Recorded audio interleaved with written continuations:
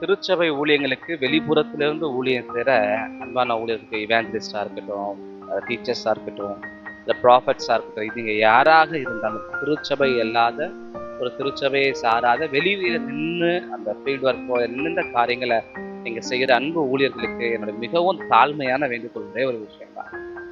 இன்னைக்கு நிறைய இடத்துல இந்த ஆத்துமாக்களை சிதறடிக்கிற விஷயத்துல நாங்கள் பகுதியில் ஏதோ பாதிக்கப்பட்டதுனால பேசுறதுங்க ஒன்றும் நினைச்சுக்க வேண்டாம். நம்ம பார்க்கிற விஷயத்துல புத்தி சொல்வதற்கு கடனாளிகளாகவும் கடமைப்பட்டவர்களாகவும் இருக்கிறபடினால இந்த விஷயத்தை தலையிடுகிறேன்.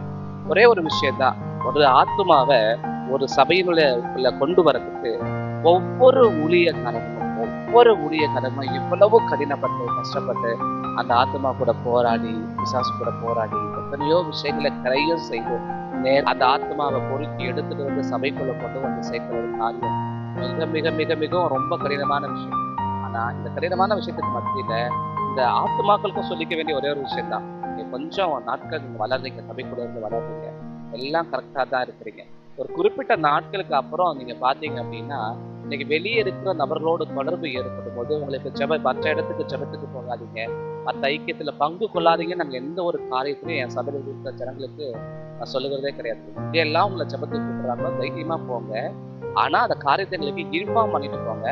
அந்த இடம் சரியான இடமா அப்படிங்கிறத நல்ல உபதேசத்துல கவனிச்சுட்டு அதுக்கப்புறம் நீங்க போங்க அப்படிங்கிற காரியத்தை குறித்து அடிக்கடி போதிக்கிற விஷயம் உண்டு. அப்ப ஒன்னே ஒண்ணு, அன்புயான ஊழியர்களுக்கு நீங்க அவங்களை நீங்க ஒரு ஜப கூட்டத்துக்கு கூப்பிடுறதோ அல்லது ஒரு ஜப கூடுகைக்கு அழைக்கிற பங்கு கொள்வதற்கோ ஒரு ஐக்கியமா இருப்பதற்கு அழைக்கிறதோ தவறில்லை.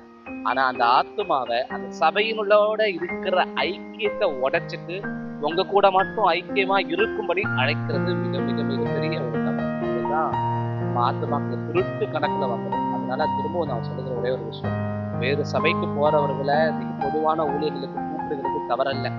உங்க ஜப ஐக்கியங்களே அல்லது ஜப காரியங்கள்ல நீங்க கலந்து கொள்ளும்படி அழைப்பதும் தவறல்ல.